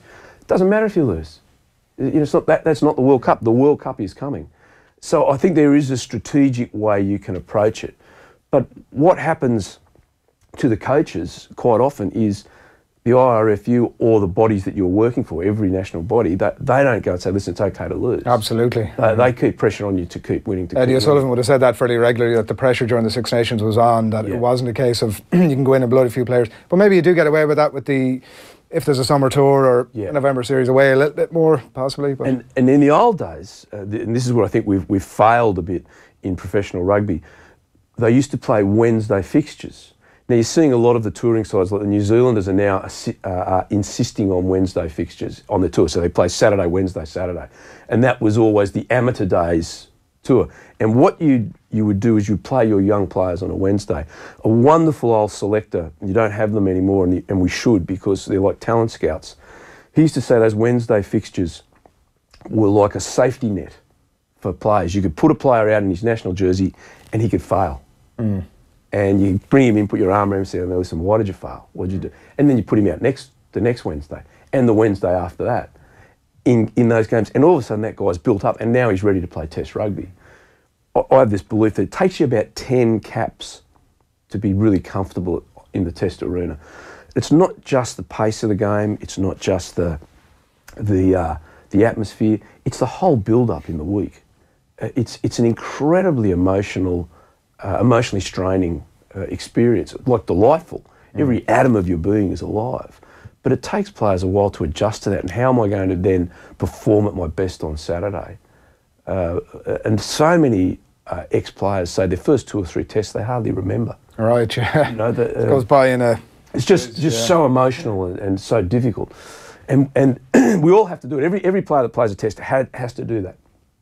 But when you have a clump of them at one time in your team, like Ireland have, that's when you can drop your performance. So that's why I think, and I'm not criticising these players, I think these are really talented guys, and the Irish system is doing a great job pumping these really talented young men out. Just to get so many of them at one time is a challenge. Doesn't mean it's impossible, but it's something, as you said, I'm concerned about the game. But ultimately, there will come a time in these very young careers where they will fail, and that's a necessary part of the journey. And essentially, the stakes are a lot higher now, and the chances of a high-profile failure are a lot higher than, say, as you said, blood them in November, they fail in November, that's completely fine. You've got a couple of months to get over that mentally. Joe Schmidt brings you back into Carton House in February, and suddenly it's making up time for those mistakes. Now we're in the area of you can't mess up. Well, that's why you've got, excuse me, Lama, who I think Joe's really looked after. I think Joe's really nurtured him and done the right thing by him. At the beginning of the season, everyone's saying play him, and I said, I was sitting at the table at home talking about it. I said if it was me, I'd blood him off the bench at Italy. And Joe did that, gave the kid the opportunity. He's not going to expose him again anymore because he's still not ready. And I've said he's not ready, and Joe thinks he's not ready. And you bring in someone like McFadden that is very, very solid player, good quality, international off the bench. That's looking after a player. The problem Ireland then have is when do you play Jordan? When does he get his next crack? And it's certainly not going to be against England. You can't. That's sheep stations are up for grabs there. There's trophies. So it becomes the summer tour. But it is look, it's a dilemma. It's a constant dilemma for a coach, and I feel for the modern coaches in that every game is so difficult. Yeah. It's almost a great representation of rugby, I think, that, as you say, the stakes are so high that the November internationals, I'd say in this hemisphere anyway, are viewed a lot more importantly than they are by the likes of Australia, by the All Blacks, by South Africa. That it's a great indictment of the health of the game, that every game is important at test level. Yeah. Well, I think if you look at it, quite often, Australians and New Zealanders leave some of their best players behind. So Israel Folau didn't tour. So they just said, Izzy, you've had a long year, take the rest of the summer off. And for every player, those summer tours, they are long seasons. Anyone can say what they want, but guys are physically and emotionally exhausted on those tours, as Ireland will be coming to Australia. So some of these guys have had a Lions tour, a few weeks break, a full season, Six Nations, November Internationals. It looks like the Irish teams are going to progress deep into Europe, and then they've got to go to Australia for the best part of 6 weeks. And that's hard. You know, it's fun, it's enjoyable, it's uplifting. But you get so sick of hotels, you get so sick of being away from your family. You know, a Furlong spoke about it being on the Lions tour. It's draining in its own way. As enjoyable and exciting as it is also draining. What are we missing, Matt, from Robbie Henshaw? Like, everything you read and hear about this guy is that he's become a real leader of that back line, and he's very vocal, and he's the one who's sort of like Sexton is hugely reliant on him being in that position and being the personality he is, and suddenly Chris Farrell is into that position, and he's a guy with a handful of caps and no experience, and he's not going to take on that role. So what are we missing, and what are our instructions to that midfield for this game? Watching Robbie develop over the years has been a joy. He's developed into a fantastic player from the young man I saw play with Leinster. I remember saying to Victor Costello, who's that kid coming off the bench? Talking to him, and you know, he's got a bit about him, and seeing where he's come now. And what I think Ireland have a problem, obviously, since Brian Driscoll retired, we really haven't got this 13 that's been there. Now, Gary Ringrose is the man. He's just had so many problems physically staying on the field. I love watching Gary Ringrose play, and to me, the ideal pairing is Henshaw at 12 and Ringrose at 13, because really? I think they're specific in those roles. Now, Robbie, a really good 12, like Robbie, you put him at 13 and he'll do a job for you because he's such a quality player. But the positions are just too specialist. And to lose him with that experience, you now got 3 or 4 guys with very little experience. You know, they're really underdone in that back line. And it's all those things you just said. We're having the confidence to speak out. In the back line, if you don't talk to each other all the time, constantly, you fail. Because you're a unit, you're 4 guys working as one, just like the forwards are, but they're bound tight. Now, they have to communicate. But when there's space separating you, it's even more important. And the great back lines, or great teams, when you're by the sideline, you can just hear the chat the whole time. It's just constant talk, and it's not white noise, not come on boys, let's try harder. It's actually saying, I've got the ball, who have you got? You've got outside man, watch the guy at the back. The chat is non-existent, and when you stood behind the great Leinster back line I was privileged to have, even when they were boys, they were all in their early 20s, the chat's amazing. You go I went to the Canterbury Crusaders training last year, spent a few days with them, where Ronan O'Gara is now. The noise coming off the training paddock was quite astounding. Right. As in the just saying what they're seeing and having that communication. That's your biggest issue. Shane Jennings, the other week when we were doing the 2v3, the Italian game, he was on the sideline, and he said he was really surprised at the lack of talk in that second half. So what happens in the second half? Ireland concede 3 tries. So there's a great saying, stop talking, start losing. And that experience and that communication and understanding how to communicate with the guy inside you. Sometimes guys will just have a way of saying things, and you just need to play 10 games with them, 12 games, and you're on the same way. Look, Gordon Darcy and Brian, I don't know how many games they would have played at every level, and it becomes second nature almost after a while. It's just monosyllabic. No, it's literally no or go. Stay. It's things like that, and you fully understand what the guy means. Yeah, so it's nothing to do with Chris Farrell's capability. It's just that actually there's a relationship to be built up there and understanding of what it takes at that level. It's interesting reading Liam Toland in the Irish Times this morning talking about the front row and the impact of that. Like, we might only end up having. So people talk about Tadhg Furlong in the context of, I was reading his name escapes me, one of the Care Bears, former Wales prop, Jones, needless to say, in one of the papers this morning as well, talking about the loss of Furlong, and he says that loss means Wales are going to win this game. Like, we might only have 10 scrums over the course of a game, but Wales can get at this guy and drive in on him, as Liam Tolan puts it in the paper this morning, drive in on him and in turn drive in on a weakened second row without Ian Henderson there, and that's the winning and the losing of the game. Scrums are still vitally important, yes. Set play in rugby hasn't changed. You have to win possession. The one plus is the referees are now, it was an incredible blight on the game, was you scrummaged for a penalty. So you just kept pushing and pushing and pushing until the referee was forced to give a scrum. I hated it because it's the best attacking position on the field. 16 players are tied up in this scrum and there's all this beautiful space for the backs to exploit. Recently, because so many old blokes like me have been jumping up and down and whinging about it, the international referees, I think, have been fantastic. They're saying, use it. Use it. So they're not allowing you to do that. So when a scrum's dominant, it's like, come on, get it out, get it out. And which is really great. We're seeing a lot more attacking play. 5 metres from the try line, that's different. The referee will let it play out. So they should, because that's the traditions of our game. Tolly's right. I disagree with Tolly to an extent that this young man, Porter, is not a fool. He's not someone that's coming in that I think is a long way off. I actually am excited by him in that he's the heir apparent. You've got Furlong out in front, who's a world-class player, and we've got another really good young tight That head. good, right. Yeah, he's good. He's good. A lot of the boys around the traps that know their front row play, they really rate him. Now, when he came off the bench in Italy, I was really worried. I thought, here we go. Now, the Italian scrum used to be fantastic. It's not anymore, but it's not terrible either. You know, they've held their own. They gave away a couple of bad penalties against England, but they've been okay. So against Scotland, it was not a problem. Sorry, against Ireland was not a problem. They weren't decimated, and they didn't decimate Ireland. But Porter played a good 60 minutes of that game, 62 minutes I think it was. That's really good for him. I'm pretty certain this young man can come out and keep his own for an hour. And I would disagree. I think the tactics are going to be to get to best. So if you imagine you've got the 3 front rowers, and what is happening now is the Wales tight head will come at best, and the Wales hooker will come at best. And they try and stop you from lifting your foot to strike for the ball. And it's a new tactic because of this law that you have to strike for the ball. Now, what Porter has to do is to not allow their loose head to get to bestie. So and then vice versa, he's got to try and go at Ken Owens. So the tactics are sort of changed a little bit because of this new law.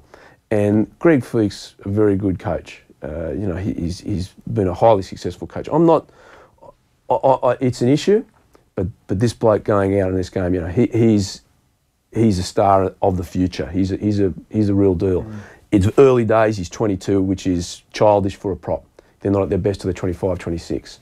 But we'll see on that one. Man strength hasn't fully kicked in yet. No, but he's a big dude. He's a big dude. I don't know, was it Liam was writing this morning as well about it was just interesting you talk about the 16 players bound into that thing, and his point was that actually frequently Wales tend not to be that bound in and tend to be sort of releasing themselves pretty early, which gives them that bit of an advantage in terms of nullifying any advantage that Ireland might get from the scrum. I guess from an Irish point of view, you need to be in the ref's ear, making him aware of that. I mean, I haven't heard too much commentary of it during the week, because generally that's the point where you tend to hear the coaches come forward and say, get that message out there that there's a tactic that they use. Well, you heard Gregor Townsend say to the referees to keep England on side.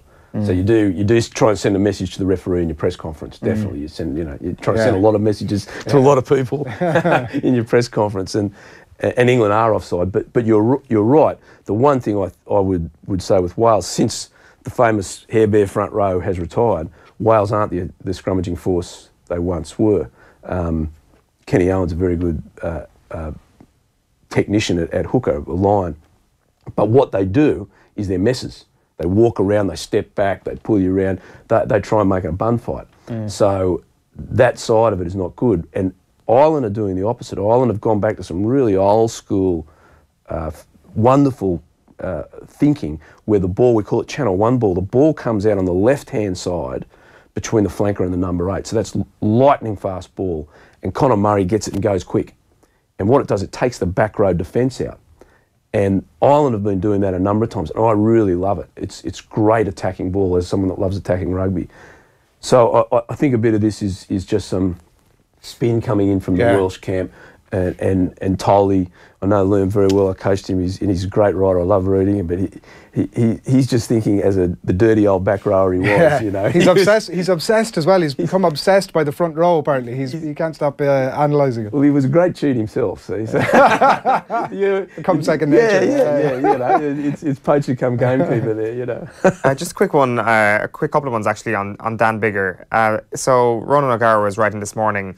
And I never really thought about it like this, and it's a very simple one, that everybody's talking about this Wales team in the context of Scarlets, whereas Dan Biggar thinks a different way, and potentially there is a chance here in the backs for Wales that they get a little bit disjointed because Dan Biggar isn't in the way of Scarlets thinking. It's a very, very good point.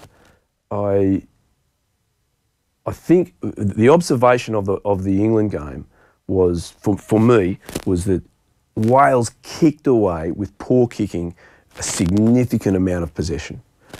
If you compare the quality of their kicking to Farrell, who so far for me is the man of the tournament, it was appalling.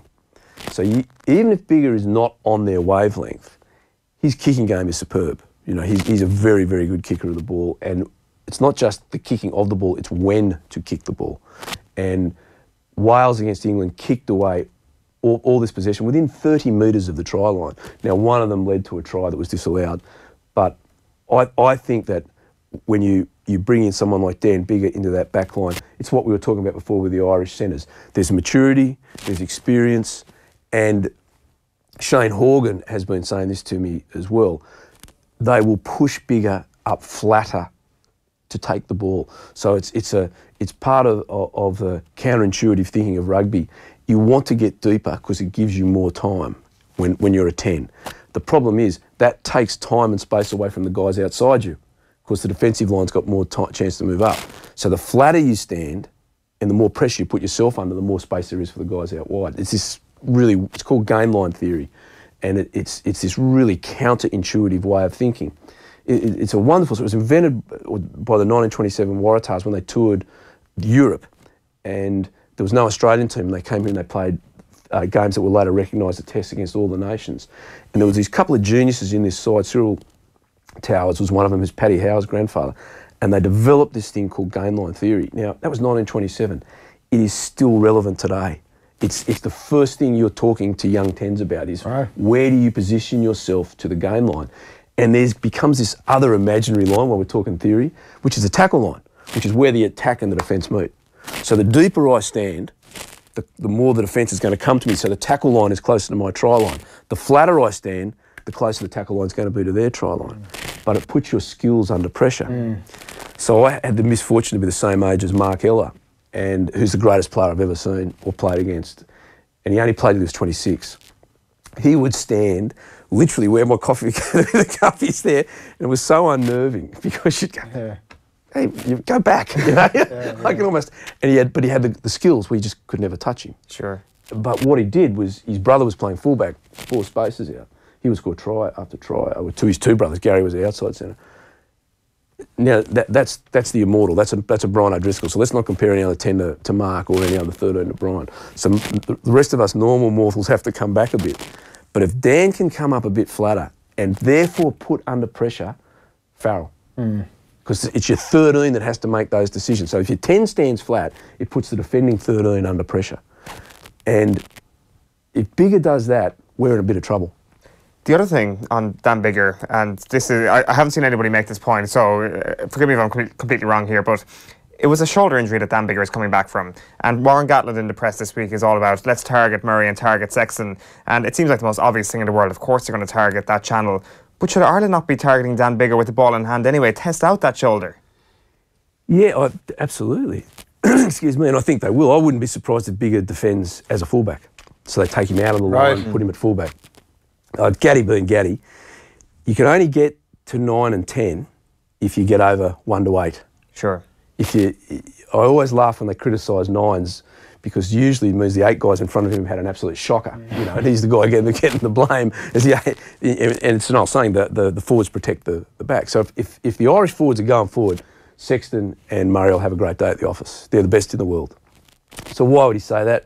He's just playing games. He's coached them on the lines. You know, they probably know how they do these things. Just a bit of mental stuff. I know he might put a shooter coming out on Johnny. I hope he does, because Sexton's good enough just to take him completely out of the game. But Dan Bigger, everyone at this level knows each other. So I certainly expect, if he defends at 10, that our big boys, Stander, and our big ball carriers, Ryan, who's carried pretty well recently, coming around the corner trying to get to him. But again, if it was me, when you look at the quality of that Welsh backline, I'd be moving, protecting that shoulder, because he's the linchpin for Wales. Yeah. He's a really big piece, because then on the bench they've got Anscombe. If something happens to him, you bring Anscombe up, and Anscombe's not the answer for them, you know. Yeah, it's fascinating, and there's so much that goes into it in terms of those things we've spoken about. And the 3 tries against Italy that we conceded, is that indicative of a bigger problem, or did it just happen because there was a fall off in concentration? I know Andy Farrell was talking about it this week. He's pretty frustrated. Like, we can put it down to a lapse in concentration until we get the evidence, obviously, of tomorrow to decide whether it's something bigger or not, I guess.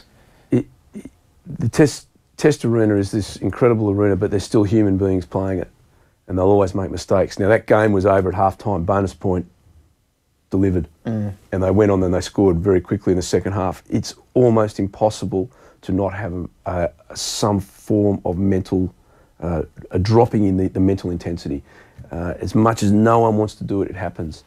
And the other part is, the players who have been coached by Joe always say he sends a message in everything he does. And even if you don't want to send a message, sometimes you do. So you replace Sexton, you replace Murray, you lose Furlong, you take Henderson off, bang, and then Henshaw gets an injury. There's your 5 most influential, and your captain, Rory, was off as well. So you look through that, they're your best players. All your leadership group is running through there. You know, he had Stander on, so he's a leader as well. You can't. That just has a massive effect on a team. And they missed some bad tackles. You know, we saw them do it. Now let's put the other spin on that. Italy have scored 3 tries in 2 games against number 3 in the world and number 2 in the world. They scored 3 tries against England, 3 tries against Ireland. They're doing some good things in attack. They just couldn't tackle a fish supper. The defence is just absolutely appalling. But they're attacking quite well. Yeah. And some of the tries, not so much against Ireland, but against England, there was 2 really good tries in there, and they scored one in the first half. So we have to give the Italians some respect there with their offence. If we give them absolutely nothing with their defence.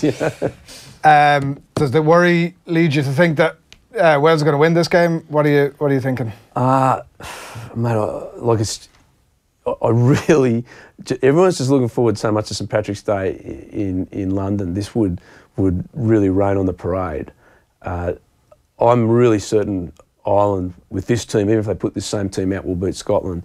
But I'm really, really concerned about tomorrow. I'm taking that as you think Wales are going to win. I think Wales are favourites. Right. Wales are favourites. For me, Ireland will have to play at the absolute extremity of their ability and have a bit of luck to win the game. We're all suitably concerned after that. A good reality check, Matt. Thanks a million for coming in. An absolute pleasure. It was always great to see you, mate. Great to see you. Thanks a lot. Speak to you again, Matt Williams. It's always a pleasure. All right, we've had lots of predictions coming in. We're going to announce the winner, I think, Tommy Owie, of the competition, that these 2 beauties to head along to the game tomorrow. We've been running the competition over yesterday and today, and going to Wales against Ireland, all with thanks to Vodafone Rugby, is Stephen Pike. Congratulations to you, Stephen. You predicted, unlike Matt, that Ireland are going to win it 25-14. I think it's way too optimistic as far as I'm concerned, but listen, we can get a bit behind. We can get behind that. And I'm told as well, he did make the prediction before the team was named, so you know. It's flying blind, mate. You got 2 tickets flying blind. I'm absolutely fine with that.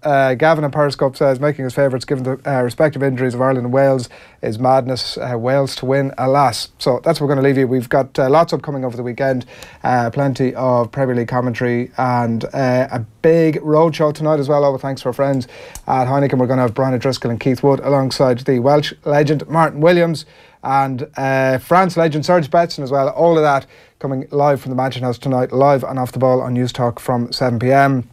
And as I said, we're going to be at the Aviva Fan Studio tomorrow it began about 1:45 or thereabouts, and we've stacked full of legends there as well. Larissa Muldoon is going to join us. Stuart Lancaster is going to be there, the former England head coach and current Leinster senior coach, of course.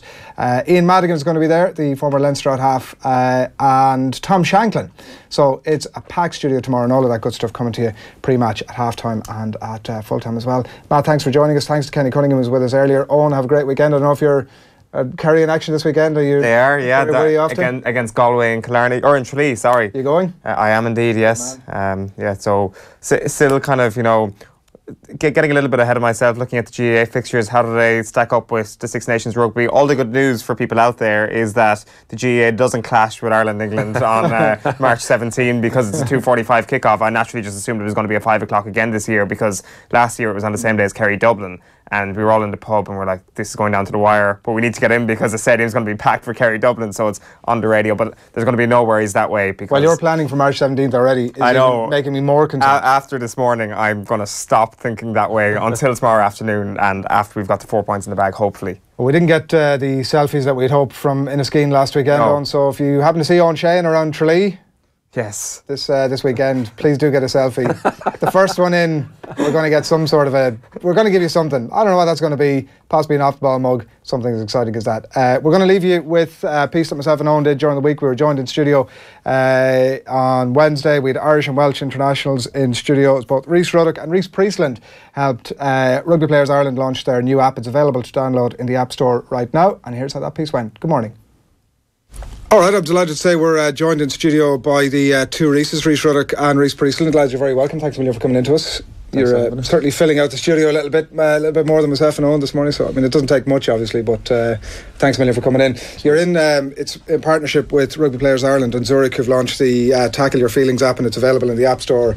And go and check it out. It's that conversation that crops up from time to time. That sort of Joe Punter, who isn't involved in professional sport, probably to a large degree doesn't quite get the levels of stress and pressure that can be involved in a professional sports person's life.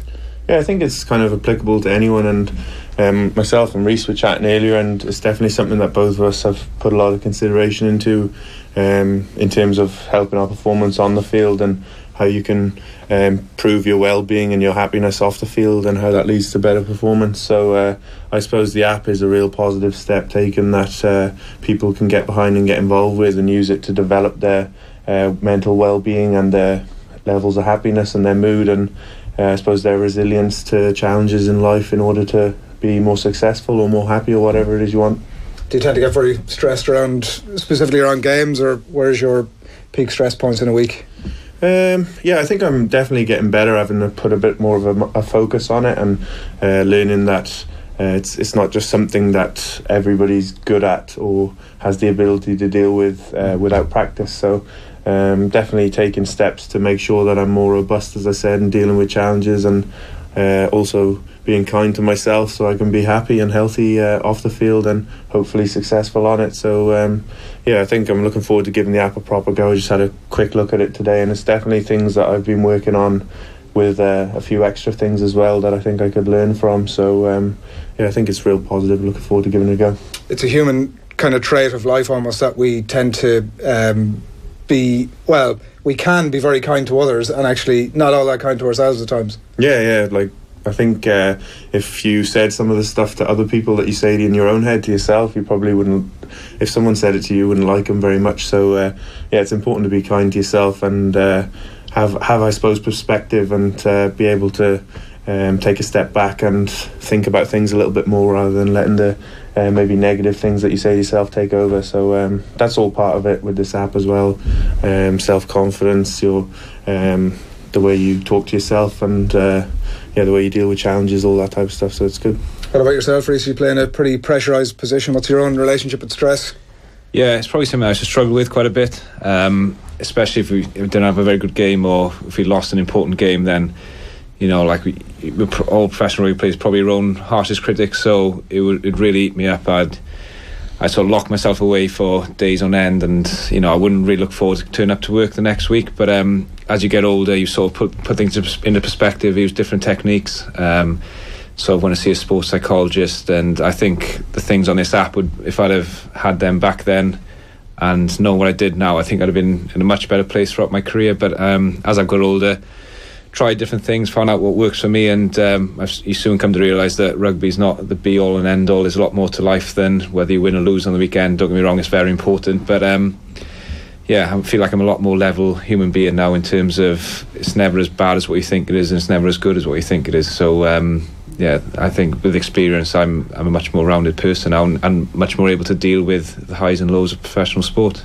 Sounds like just general life experience, actually, that be a professional sports person or not, that actually you do get to understand the stresses and strains and compartmentalise almost parts of it as you go, and it becomes an easier thing to do. Has the game changed much in that regard for you, in terms of that thing that you spoke about, sort of locking yourself away post to performance, poor or otherwise?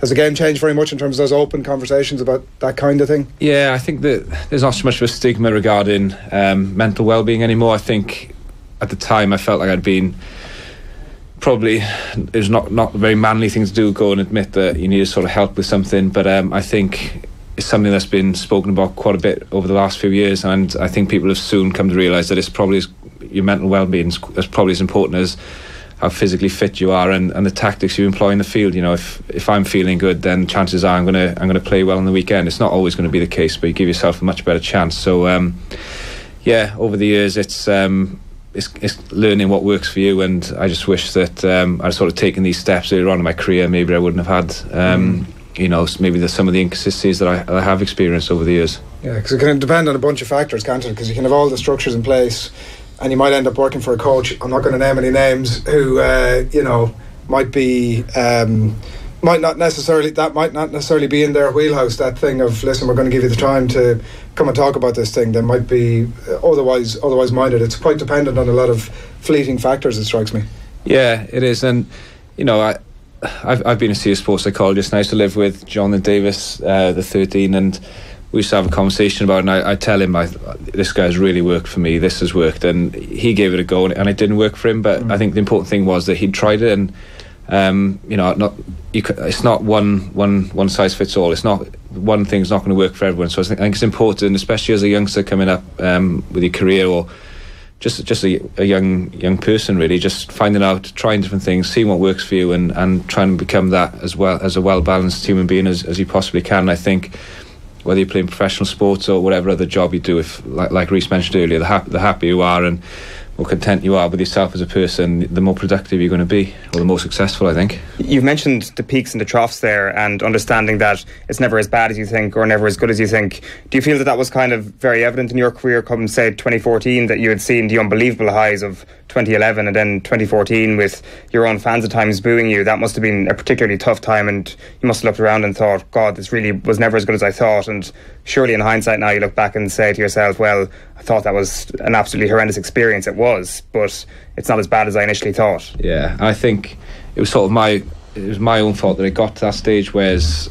like I mentioned earlier, I sort of cut myself away from the world. I'd sort of let myself stew over things, and in the long run that wasn't going to help my performance the week after. So I wish I'd had the techniques that I have now, where I sort of taken a step back, reflect on things, and sort of been a lot more proactive in terms of my preparation for the week, but in terms of looking after myself as well. And I'm 100% confident it wouldn't have got to that stage, but there we are. Hindsight's a wonderful thing, and there we are, learned from it now. And I since I've sort of got since I've got a little bit older and a little bit more experience, I feel like I'm a much more consistent person off the field and on it. I don't think I get those highs and lows anymore. Do you feel that the fans sometimes wrongfully think it's open season whenever they want on a player?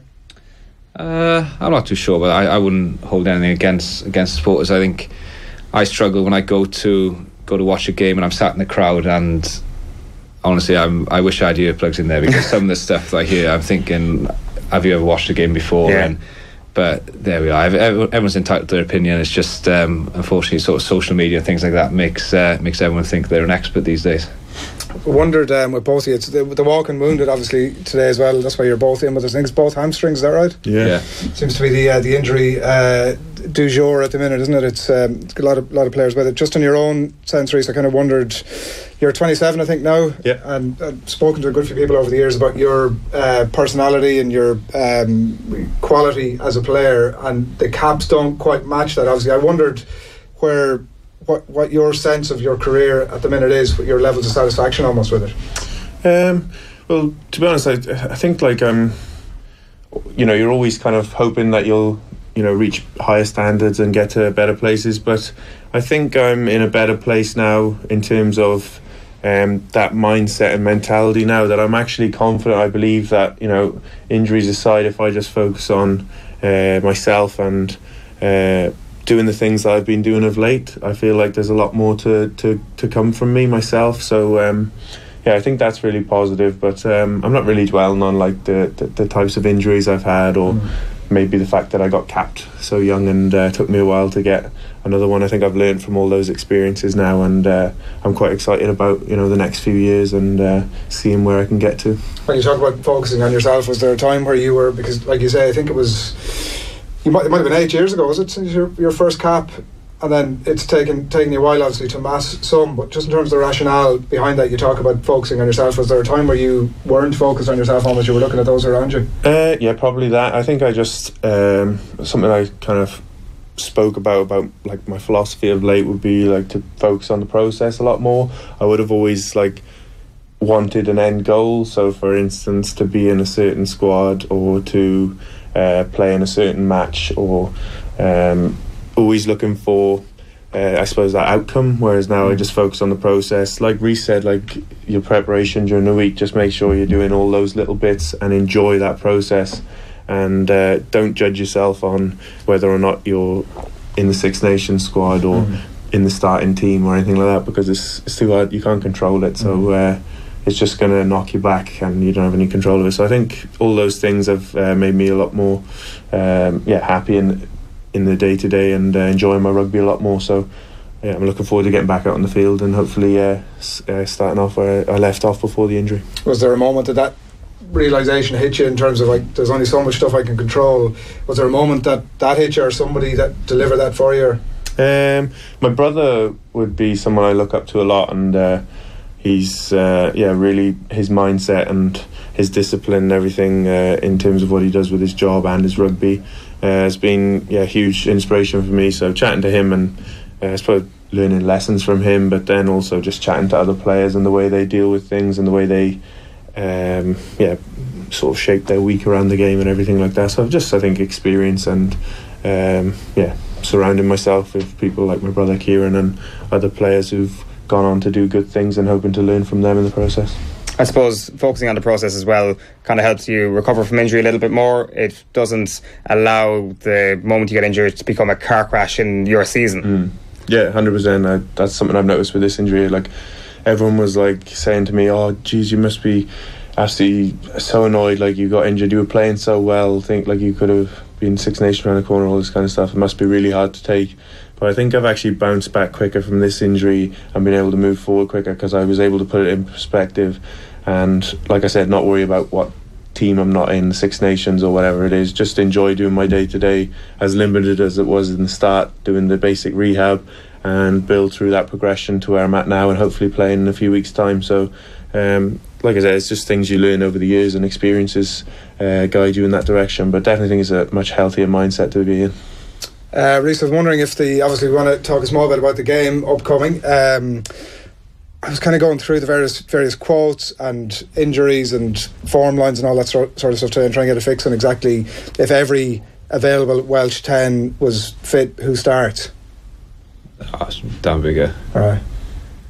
What Gatlin Howley's love child, isn't he? Yeah. That's a joke. Just put that on the record. If the call ever comes, that was a joke, lads. Because Patrick obviously gets his go over the last couple of games, and I don't know how you feel, and I'm definitely not trying to put words in your mouth, but the Eddie Jones comments of the other week, he's a guy who tends to deliver those sort of lines with great regularity, which points to a greater signification of his personality, in my viewpoint. And it did seem to get to Rhys Patrick a little bit. I was reading some Warren Gatlin quotes today where he's saying that, look, I've spoken to him about it. He's not in the 23 even for this game, which, like, we've spoken here over the last 10 minutes or so about sort of the highs and lows of a career. It's probably pretty tough going for him at the minute. Has he got have you seen enough in him to push Dan Bigger for that position? Where do you see his future? He's a very talented player. He's playing in a squad on the Scarlets that's playing with a lot of confidence. He was on fire towards the end of last season, when the whole Scarlet squad were on fire. He was sort of pulling the strings. But I think Danby getting back fit, he was always going to play.